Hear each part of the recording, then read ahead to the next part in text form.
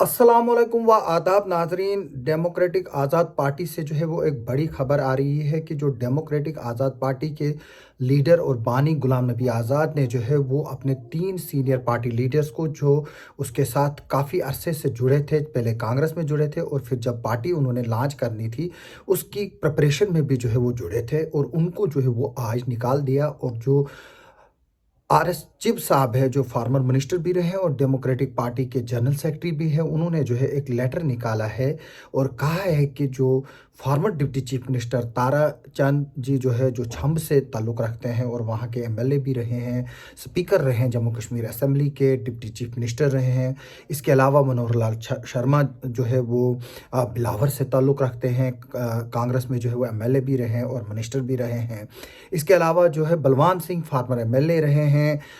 उनको भी जो है वो निकाला गया है। और ये जो 3 सीनियर लीडर है, बताया गया है कि इनको जो है वो एंटी पार्टी एक्टिविटीज़ के लिए जो है वो निकाला गया है। जो एंटी पार्टी एक्टिविटीज़ है उसका क्या मुराद है, हमें जो इनसाइडर सोर्सेज से पता चला है कि जो ये तीनों लोग हैं, कुछ सोर्सेज बता रहे थे इनमें से कुछ जो है वो बीजेपी के साथ इन टच थे और कुछ बीजेपी ज्वाइन करना चाहते थे, लेकिन कुछ जो है वो कांग्रेस पार्टी के सीनियर लीडर से जो है वो जुड़े थे। और जो भारत जोड़ो यात्रा यहाँ राहुल गांधी की आ रही है उसकी एक्टिविटीज़ में जो है वो हिस्सा ले रहे थे। और मैं आपको बता दूं, जो कांग्रेस के इंसाइडर्स हैं उनकी तरफ से हमें ये पता चला है कि जो के वेणुगोपाल जी हैं, जो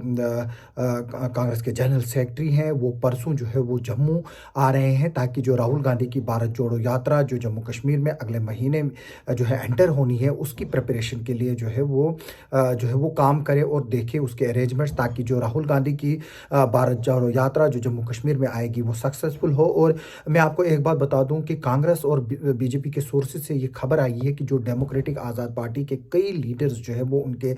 टच में है। और सबसे बड़ी बात यह है कि डेमोक्रेटिक आज़ाद पार्टी की जो लीडरशिप है उसमें खलबली उस वक्त मच गई जब पिछले दिनों इन्होंने कई पार्टी अहदेदारों के जो है वो नाम जो है वो पब्लिक किए, जिसमें डिस्ट्रिक्ट प्रेसिडेंट्स है, वाइस चेयरमैन हैं, वाइस प्रेसिडेंट्स हैं, जोनल प्रेसिडेंट है, secretary, general secretary, spokes person जो है वो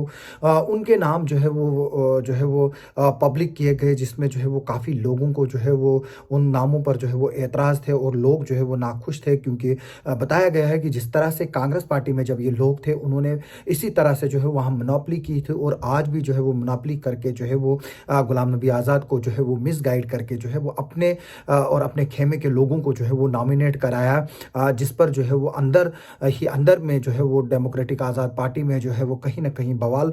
मचा हुआ है। और आगे चलकर जो है वो हमें काफ़ी उथल पुथल जो है वो देखने को मिलेगी, क्योंकि कांग्रेस के जो लीडर्स हैं वो चंद लोगों के अलावा जो भी डेमोक्रेटिक आज़ाद पार्टी में लीडर्स हैं उनके साथ कंप्रोमाइज़ करने के लिए तैयार है और उनको पार्टी में जो है वो एक्सेप्ट करने के लिए वापस तैयार है, सिवाय उसमें से जो कुछ इन्फॉर्मेशन मिली है जिनमें गुलाम नबी आज़ाद का तो सवाल ही नहीं पैदा होता है कि वो वापस जाएंगे। और कुछ लोग जो डेजिग्नेट किए गए हैं जिनमें के साथ कांग्रेस जो है वो उनको वापस लेने के बारे में विचार नहीं कर सकती है, जैसे कि सलमान निज़ामी है जो कि काफ़ी करीबी माने जाते हैं गुलाम नबी आज़ाद के, गुलाम मोहम्मद सरूरी है, अमीन भट्ट है जो साहब एमएलए रहे हैं। इसके अलावा जो है वो और भी जो है वो कुछ लोग हैं जिनके बारे में बताया गया है कि अगर वो कांग्रेस में आना भी चाहें तो कांग्रेस उनको जो है वो अब दरवाजे जो है वो आसानी से खोलने वाली नहीं है। लेकिन जो ये 3 लीडरों को एक्सपेल किया गया है ये एक बहुत बड़ा धचका है गुलाम नबी आज़ाद की डेमोक्रेटिक आज़ाद पार्टी के लिए और गुलाम नबी आज़ाद के लिए, क्योंकि अभी जो है वो पार्टी को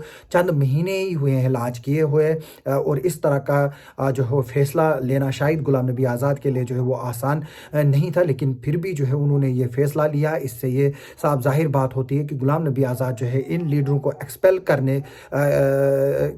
का जो ऑर्डर निकाला है उसके ज़रिए जो है वो सबको जो है वो एक मैसेज देना चाहते हैं कि वही जो है वो ओवरऑल जो बॉस है इस पार्टी के, और वो जो कांग्रेस में इनडिसिप्लिन था, जो इन लोगों की वजह से इनडिसिप्लिन था, उसको जो है वो टॉलरेट नहीं करेंगे। हालांकि इस वक्त डीएपी की और कांग्रेस की जो है वो डायरेक्ट आपस में जो है वो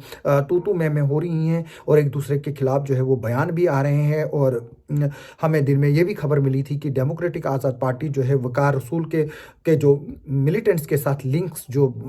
बताए जा रहे हैं उसको लेकर जो है वो एनआईए के पास भी जो है वो अप्रोच कर रही है ताकि उस केस की जो है वो इन्वेस्टिगेशन की करे। लेकिन इसके अलावा जो है वो कांग्रेस के जो है वो दूसरी तरफ से कोशिश कर रही है कि जो गुलाम नबी आज़ाद का जो आशियाना अभी बनना ही है और अभी पूरी तरह बना भी नहीं है, क्योंकि जो इलेक्शन कमीशन ऑफ इंडिया भी है उसने भी जो है उनकी पार्टी के नाम को लेकर जो है वो ऑब्जेक्शंस उठाई है। शायद वो नाम किसी और पार्टी का भी हो सकता है, तो इसलिए जो है उनको नए नाम के लिए जो है वो बोला गया है। अब देखना होगा कि नया नाम जो है वो इस डेमोक्रेटिक आज़ाद पार्टी का क्या होता है। अभी वो आइंदा आने वाला ही वक्त बताएगा। लेकिन जो गुलाम नबी आज़ाद की पार्टी का आशियाना जो है वो बसने से पहले ही जो है वो उजड़ते हुए देखा जा रहा है। हालांकि क्योंकि ये तीन जो लीडर है, ताराचंद,